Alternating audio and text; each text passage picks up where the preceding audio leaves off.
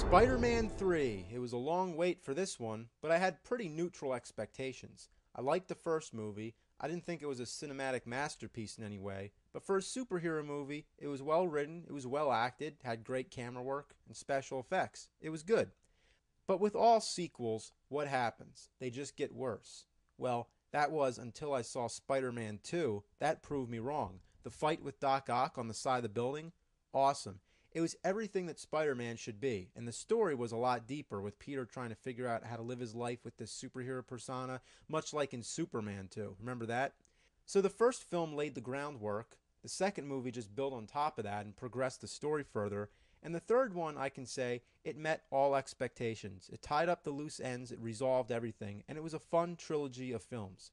The action scenes were amazing. The Sandman effects were really interesting. I actually don't think I've seen such a fascinating villain since the liquid metal T-1000 in Terminator 2. I mean, just the way he shifts shapes, and I remember one part where Spider-Man sweeps out his legs and the rest of the body just collapses.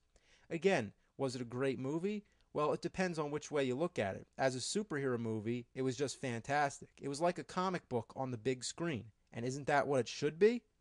The storyline felt like they had about 10 million ideas and they decided to use every single one.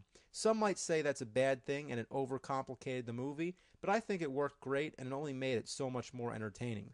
I don't remember it dragging much at all. There was something new going on in every scene. Maybe a little of the dialogue could have been cut down, but where it counts, everything was great. Some parts were a little silly, and if you saw the movie, you probably know exactly what I'm talking about, which shows that they were really having fun when they made this movie, and that fun should transcend onto the audience, and for me at least, I thought it was pretty funny. Well, I thought this movie seemed pretty short, although I've heard over and over everybody saying it's too long. I would have never thought such a thing. I figured it was definitely under 2 hours, but I was wrong. Whatever the case, all that matters to you is if the movie feels long or not, and to me, it didn't. Another complaint I hear is that there's too many villains. Well, all I have to say about that is, did you ever see Batman the movie? It's got the Joker, the Penguin, the Catwoman, and the Riddler. And was it cheesy? Yeah, but classic.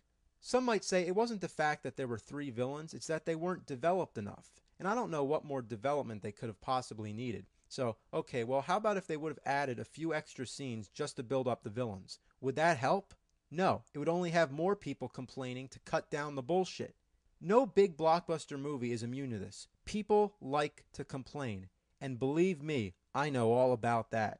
When I portray the angry video game nerd, I rip apart all kinds of games based on any flaws I can find. Except I do it for the sake of entertainment.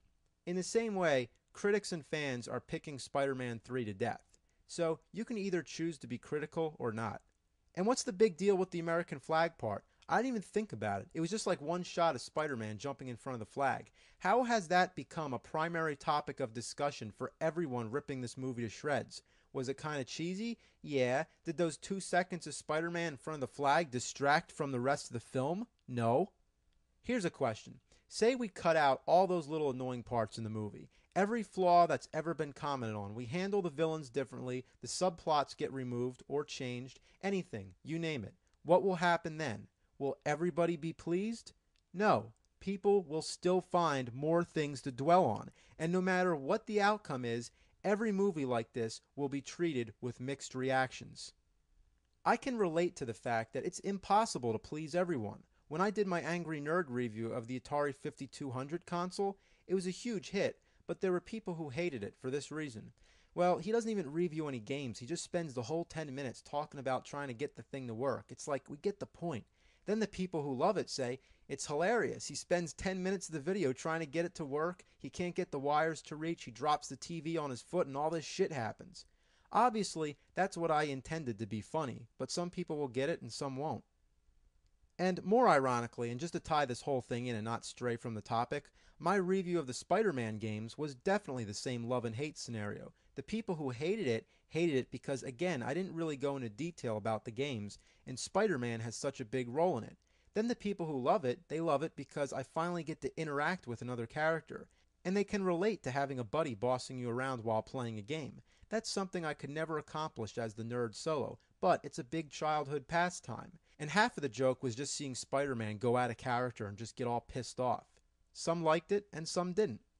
But anyway, that's all I have to say about Spider-Man 3. I just wanted to point out that everybody has different opinions, so there's no way I can guarantee that you'll like this movie, but I say check it out because I thoroughly enjoyed it and I think it was the most fun of the franchise.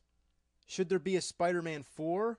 No, definitely not. Even though it's inevitable, I really wish they would hold off for a little while. Well, one thing, it was the finale of the series. There were no loose ends, it resolved everything over the arc of 3 films. It's a great trilogy, and it should be left alone. Not to mention, this one will be really hard to top. But you know what I do want? Evil Dead 4. Please, Sam Raimi, don't do Spider-Man 4. Do another Evil Dead with Bruce Campbell. We are craving it, man. I know there's a remake planned, but no Bruce. So come on, Evil Dead 4.